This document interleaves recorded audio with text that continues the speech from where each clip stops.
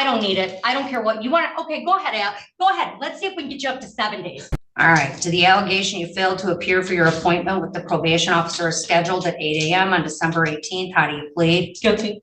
To the allegation you failed to attend individual therapy at the guidance center as scheduled on 12/12. How do you plead? And then we're doing a not. And to the allegation you failed to attend your individual therapy on 12/13. How do you plead? Not guilty. All right.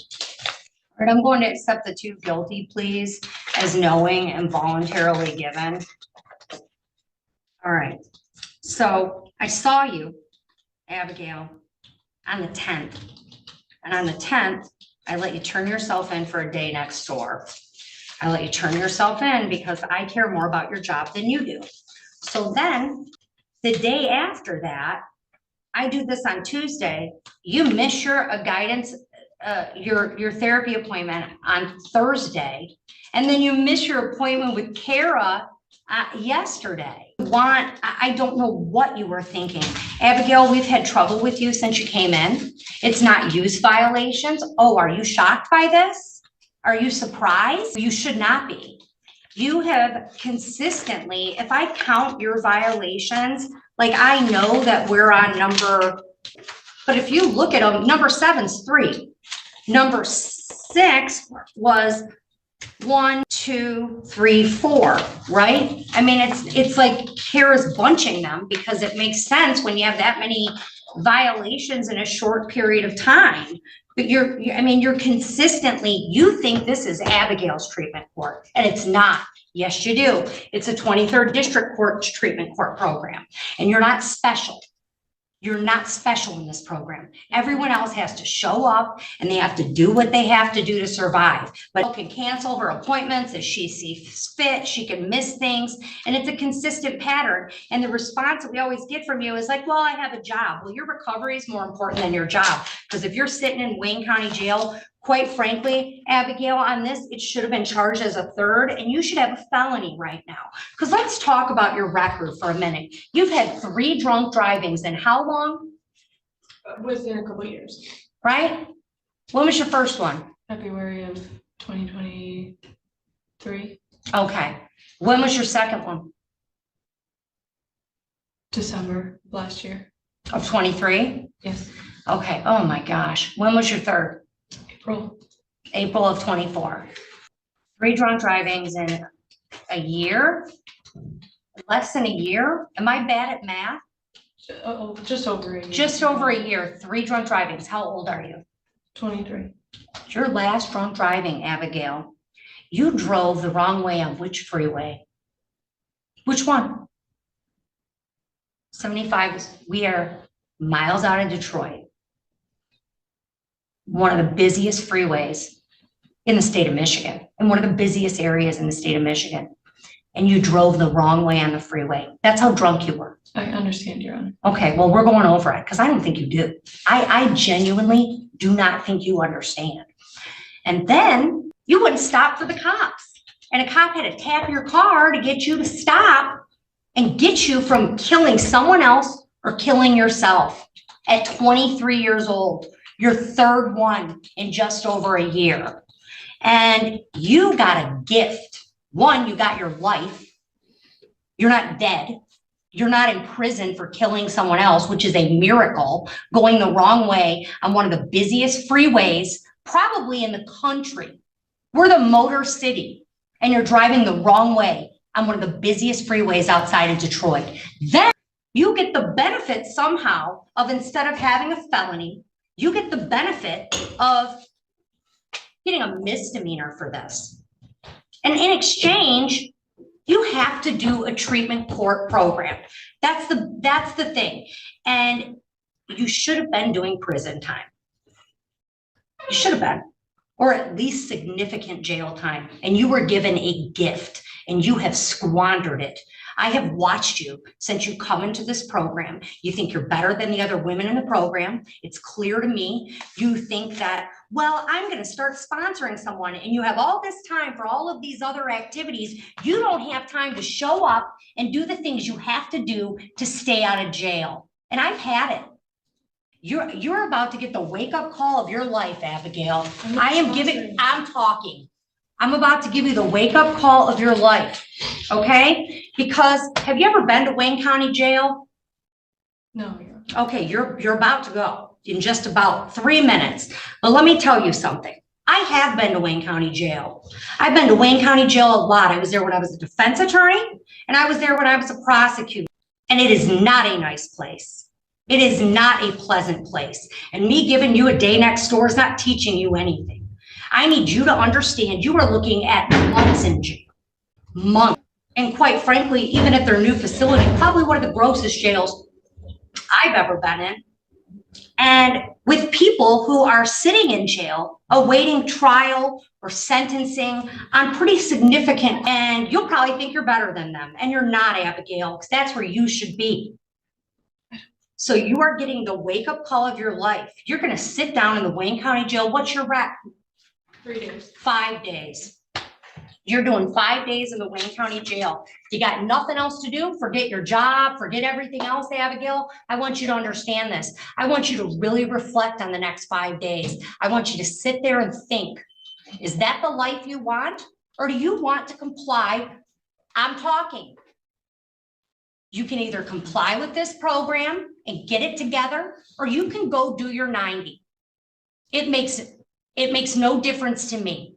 I'd prefer you be here. I prefer you get the help you need, because whether you realize it or not, you have a problem, and you belong in this program more than a lot of the other women that are here. Because what you have done on these 3 offenses is abysmal. It's terrifying. You're doing your 5 days at the Wayne County Jail. I'm writing no early release. You're gonna really reflect. You'll be out for Christmas. My gut tells me to give you 7, and I don't know that you deserve that yet. You're going in right now. You'll get out in 5 days. No early release. I can't explain the. No, I don't need it. I don't care what you want. Okay, go ahead, Al. Go ahead. Let's see if we can get you up to 7 days. Tell me what you got. I mean, if it's not going to matter, it doesn't. Does my face look like it's going to matter? I had a lot of really nice things to say about the program. I really appreciate being here. I understand that what I did is absolutely horrible. I feel awful about it every single day. I'm haunted by it, honestly. You should be. And I feel really, really grateful to be in this program and to have the opportunity to work towards a better life versus just incarceration. And I feel really grateful for treatment. Well, show up and do the program or go sit in jail. That's your option. I was and when throwing you come up back, all week. I haven't eaten in 6 Abigail, days. That's why I missed on Wednesday. Abigail, listen to me. I'm going through an epilepsy diagnosis. I'm having seizures in my sleep. I slept through a therapy appointment, and I have a text from Josh that says any day that we need Zoom, we can use it. And then I showed up.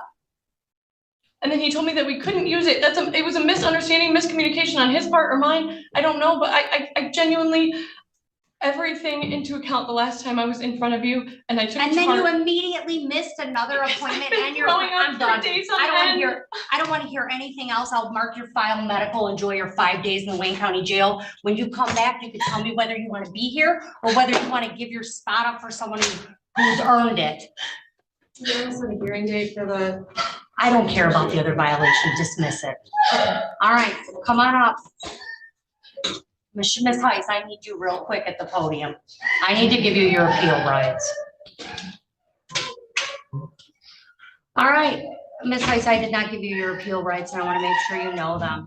An appeal to circuit court may be taken within 21 days from the date of your sentence, or as permitted pursuant to MCR 6.625 parent B. If the sentence includes incarceration, which it does, and you wish to file an appeal but are financially unable to retain a lawyer, the court will appoint a lawyer to represent you on your appeal if the request for a lawyer is made within 14 days of sentencing.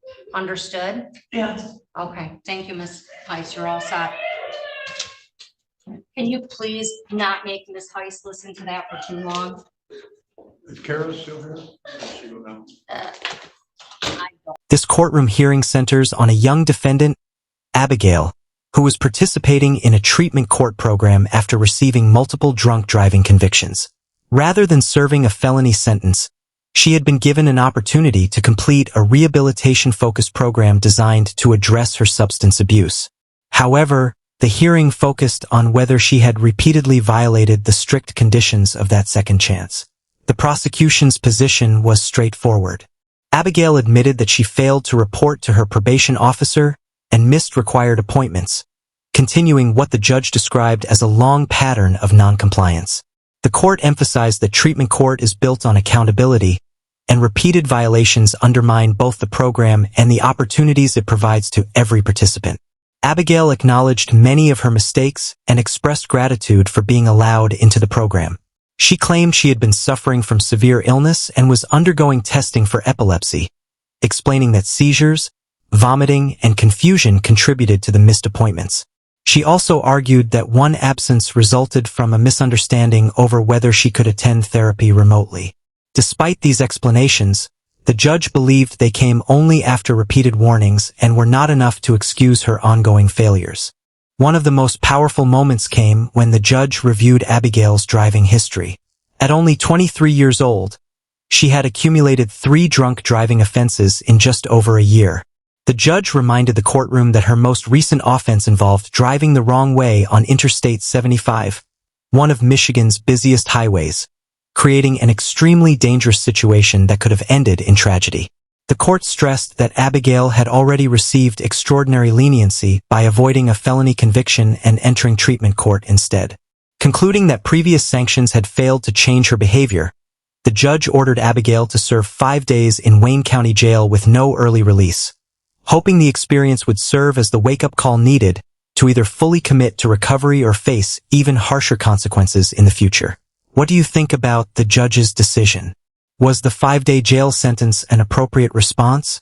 Or should the court have handled the violations differently? Share your thoughts in the comments below. If you enjoyed this courtroom breakdown, don't forget to like the video, subscribe to the channel, and turn on notifications so you never miss our latest legal commentary and true crime courtroom analysis.